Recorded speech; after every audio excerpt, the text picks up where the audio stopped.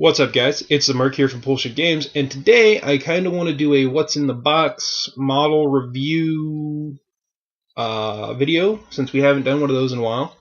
Won't be a very long video because what I have to talk about isn't very intensive from a modeling standpoint or a like parts standpoint. But I do like to talk about them because they're models that I really enjoy, and it's for a game I really enjoy, which it is two different squadrons, well, a squadron and a ship, for the Russian coalition for Dystopian Wars.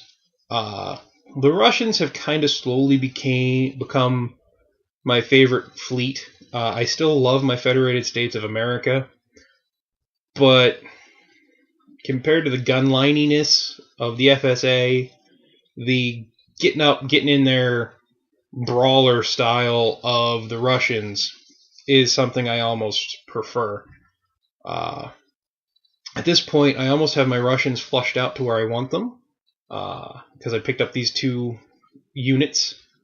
And after that, I don't know, I might flush out my FSA a little bit more, or I might wait and see what new fleets come out, or I might pick up the Covenant. But that's neither here nor there. What I want to talk about today is I want to talk about the Tambov gunships and the Moskva dreadnought.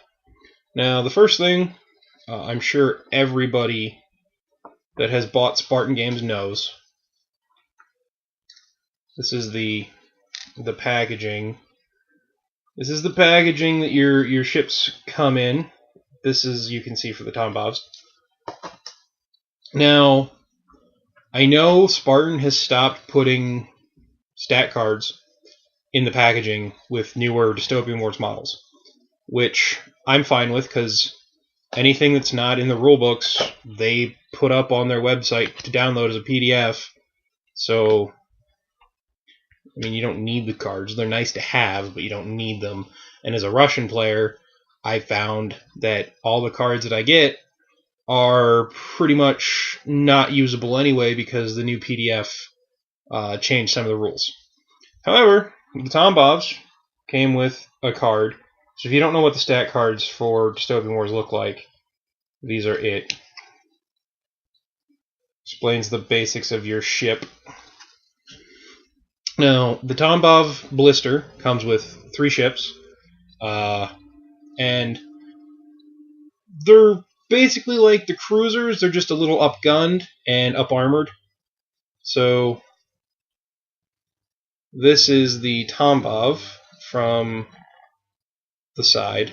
Like I said, I mean, these are nice models. 2 turrets.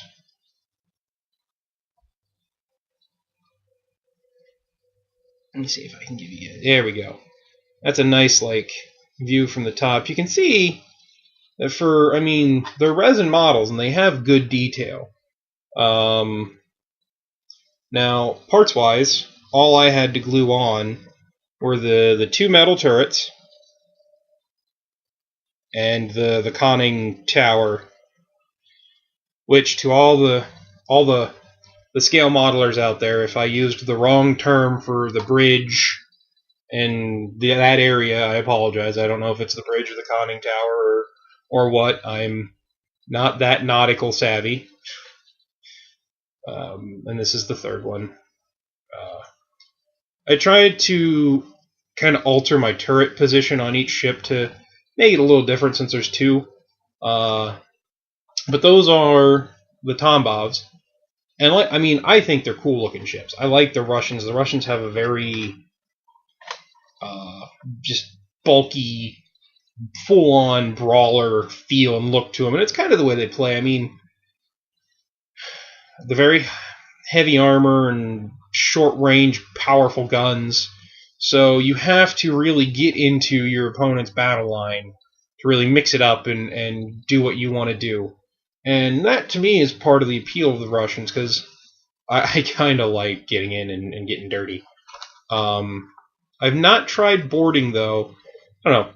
I read the forums, and I know a lot of people say boarding and things like that are good. I don't doubt you guys a bit, but in my group, we don't board at all. We just don't do it. It feels weird to us to be launching boarding assaults in a like a World War II steampunk. I guess it's more World War I, Victorian, but that kind of era naval game. And I mean, that's just the way we play. Now, I've read the forums. I know some people say that this is the Russian dreadnought isn't much better than our battleship, but I wanted the dreadnought. It's a really big, cool ship, and